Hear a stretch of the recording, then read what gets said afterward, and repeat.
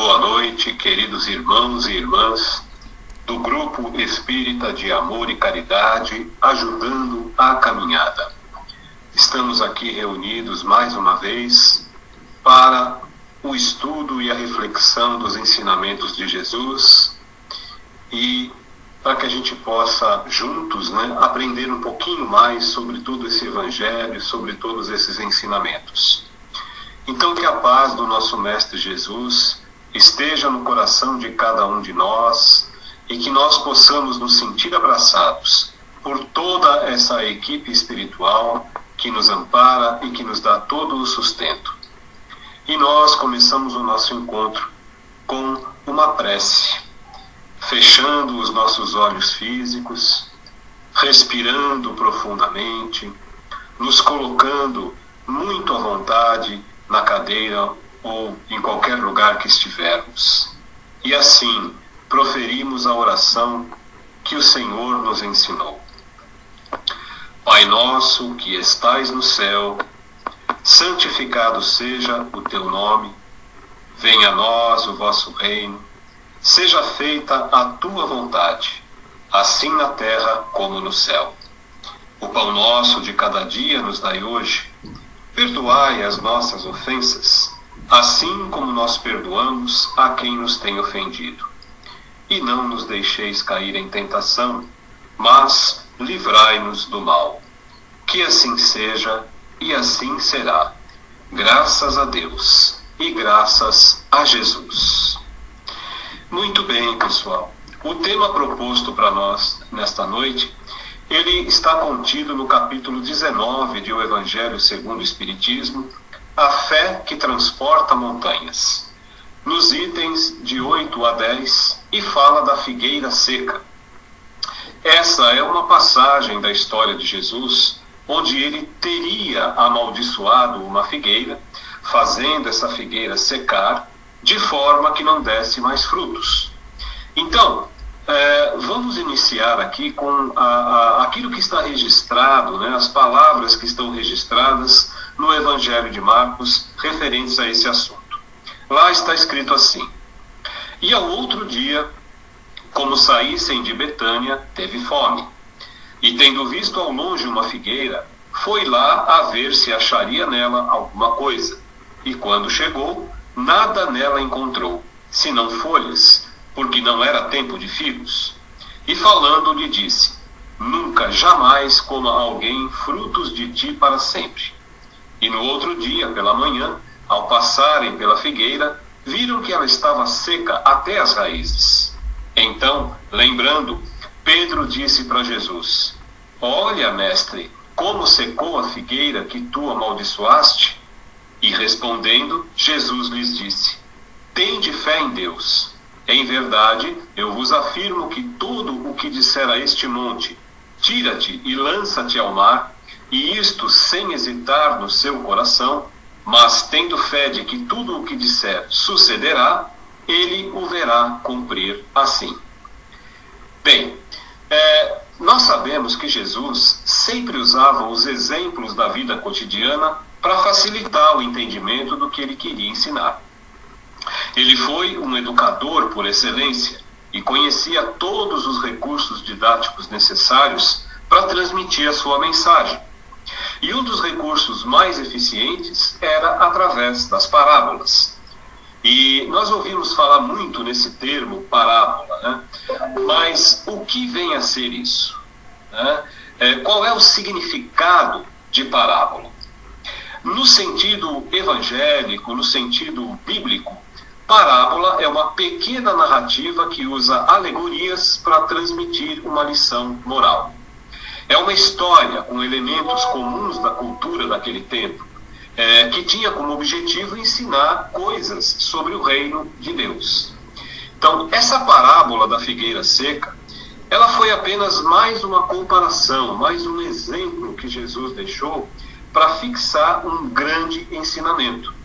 Se realmente houve mesmo esse acontecimento entre Jesus e a figueira, nós precisamos compreender isso como um ensinamento do valor que existe na fé em Deus, na obra de Deus e no poder dessa fé. sabendo, né, da elevação espiritual de Jesus, fica muito difícil a gente acreditar que ele iria fazer uma figueira ou qualquer outra criação da natureza secar, simplesmente porque não estava dando frutos. E isso também não quer dizer que ele não tinha poderes para isso. Jesus foi o espírito mais evoluído moralmente e intelectualmente que já viveu no planeta Terra, e isso conforme o que nos diz a questão 625 de O Livro dos Espíritos. E através do seu magnetismo, ele teria todas as condições de fazer a figueira secar pela decomposição dos seus elementos constitutivos. Mas nós precisamos descobrir, nesses fatos narrados, quais são as lições que estão embutidas nessas palavras e nesses termos. E lembrando também que Jesus não deixou nada escrito. Os seus ensinamentos foram registrados mais tarde, conforme a memória de Mateus e de João, os apóstolos que conviveram com ele, e também do que os apóstolos Marcos e Lucas conheceram pelas pesquisas e pelas conversas que tiveram com os outros. Então, todos esses ensinamentos precisam ser entendidos pelo seu contexto moral e intelectual, e sem perder de vista a missão de Jesus, que foi uma missão de trazer na Boa Nova o código moral. Um código que é o único capaz de transformar um espírito simples e ignorante em um ser perfeito e feliz. Então, sendo assim, essa figueira seca ela deve ser vista como um símbolo. Um símbolo, por exemplo, daquelas pessoas que apenas aparentam o bem sem produzir nada de bom. Um símbolo daqueles oradores, aquelas pessoas que têm o dom da palavra, que falam muito bonito, mas que não ensinam nada de proveitoso, porque as suas palavras são vazias de conteúdo. São oradores que não têm solidez nos seus argumentos, né? Eles agradam muito mais aos ouvidos do que à razão. Quantas vezes, depois de nós ouvirmos esse tipo de orador, a gente fica lá pensando, poxa, mas que proveito que eu vou tirar disso? O que ele falou não me serviu para absolutamente nada. Então, essa figueira, ela está simbolizando também aquelas pessoas que poderiam ser úteis, mas que não são. Ela serve como um símbolo de todas as utopias, de todos os sistemas, todas as doutrinas vazias que não têm uma base sólida. O Evangelho, segundo o Espiritismo, nos explica que o que falta na maioria das vezes é a fé verdadeira, a fé que comove as fibras do coração e que transporta montanhas. Essa figueira está simbolizando as árvores frondosas, mas sem frutos. Por isso, Jesus mostra a sua esterilidade, que faz com que essas árvores fiquem secas até as suas raízes. Então, a mensagem que está embutida nisso é que todos os sistemas, todas as doutrinas que não produziram nenhum bem para a humanidade, poderão ser reduzidas a nada.